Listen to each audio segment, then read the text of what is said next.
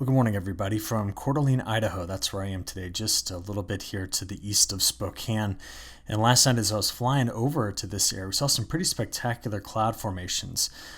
But where the real action was along this front that you saw right here, slicing through parts of New England, the mid-Atlantic, getting all the way back down into Tennessee and Arkansas, where some very large storms fired up. We then saw on the back side of this coming on some northwest flow, some pretty impressive storms through Wisconsin and parts of Minnesota. I'll show you those more in just a second. The southwestern monsoon was going, and what I was able to see here was some of these very high, thin cirrus that had some smoke wrap into them here coming through parts of the northwest. But last night, some very impressive storms actually rolled through this area as well.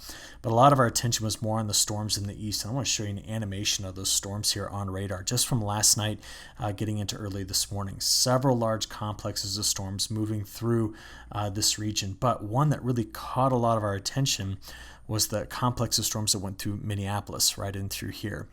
Now, while those storms did not produce, as you see on this image here, much damage in this part of Minnesota, most of the damage was from straight line winds that accompanied the storms, again, arcing from Arkansas clear through New England here. Over 500 reports of severe weather damage. It was the storm here that really produced some quite spectacular views.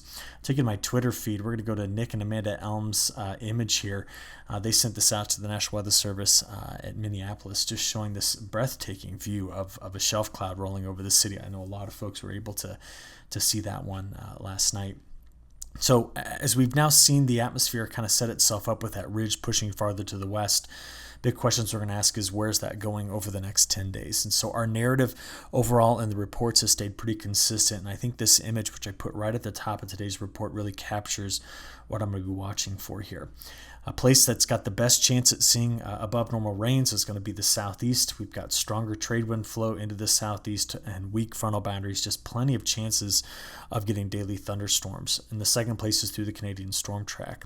Where the models have really improved rainfall is really going to run right through this quarter here I've identified as kind of having those ridge riding storms, but into parts of the Ohio River Valley, getting down into lower Mississippi River Valley.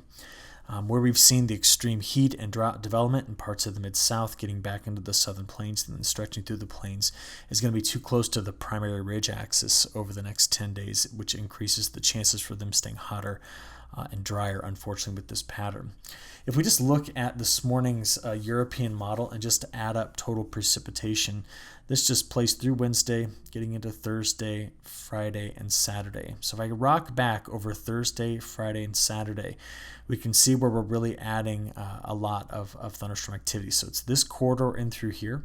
It's going to be right down into parts of the southeast, and it'll be the southwestern monsoon. Through the weekend, we increase rainfall chances really Sunday into Monday, again in the Ohio River Valley, down into the lower Mississippi River Valley. And then you'll watch much of next week that Canadian storm track, and you see it running right in through here. That's where the models have really kind of honed in on that pattern. So just thinking about all of that, I want to talk about the temperature aspect of this as well here, because where we're expecting the drier conditions, including parts of the western Corn Belt, the plains, most of the plains, in fact, here, that's where we're going to see our hottest temperatures. So there was today's highs. Getting into Thursday, we've got triple-digit heat that extends into southern South Dakota. And then into Friday, those mid-90s reaching into parts of western Iowa, but a lot of just heat tucked away into the plains. We're still cooler in the eastern third of the country, and that's where that broader trough feature is located. A lot of cloud cover in the southeast. But notice much of the west, from Montana through the Snake River Valley, Columbia Basin, down here through the desert southwest, we do see very warm temperatures compared to normal. But the heat stays on in the center part of the country through the weekend. There's Saturday, getting into Sunday. Look at this, 101 in eastern Montana. As we go forward here into Monday, that heat just remains right here tucked away in the midsection of the country. And if we're mostly thinking about seeing the ridge riding storms somewhere in that vicinity, that western edge of that line is going to be critical to how well this area endures some of these very, very warm temperatures. We'll just finish up here with the Tuesday forecast. The Climate Prediction Center continues just to issue a large area where they've got risk from the 20th to the 26th of excessive heat. And as we look here at those temperatures going forward, this is that 5-day sliding window. The models have really stayed quite consistent with the narrative I've shared with you throughout this week. So that gets you out to day 5 through 10, which ends on the 23rd. As we then press toward the end of this month, the models are very reluctant to break down the pattern overall.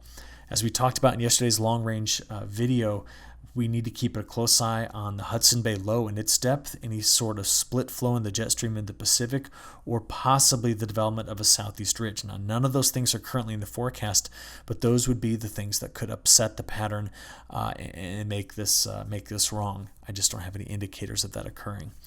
When you get a chance today, read through the report. I've got a special section in there on La Nina and its current strength and what we're anticipating for this fall and winter in terms of its strength and influence, at least its potential influence. So just understand that in that analysis, there's just a lot of caveats. It's out there pretty far. So please take a look at that, and I'll talk to you again tomorrow morning. Thanks.